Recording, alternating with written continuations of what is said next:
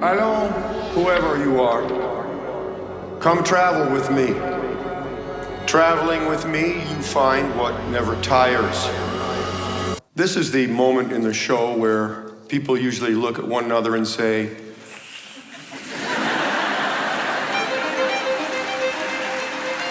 in June 2018, I got a text message from Bill Murray that he wanted me to film his New Worlds concert show at the Acropolis in Athens, Greece. I didn't really get to see what every camera shot and captured until we opened up the project in Premiere on the multicam viewer. We had 6 cameras, all shooting 4K. So we did a proxy workflow right inside of Premiere, knowing that later on down the road, it was gonna be very easy to just reconnect to the full res. And it just made it a lot easier. You know, when I'm in the room with Bill and Andrew, I don't have to worry about the thing lagging. I think once Bill discovered the ease of multicam in Premiere, John and I started wondering if we were gonna edit this film forever.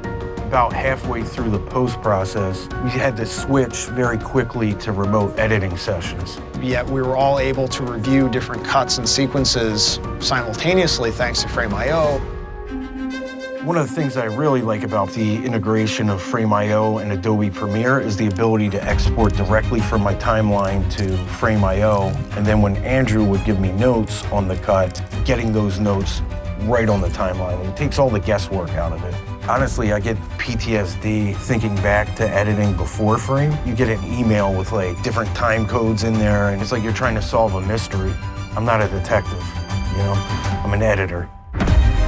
Frame.io allows the collaboration to continue even when you're not necessarily in the same room together. I bring it onto every project because it makes my life easier. The ability to share the progress of the cut and what we're doing and to disseminate that across all the different collaborators and artists involved. Not have to worry about whether they saw it. It's a big part of the collaborative process, and it was all enabled thanks to Premiere and Frame.io.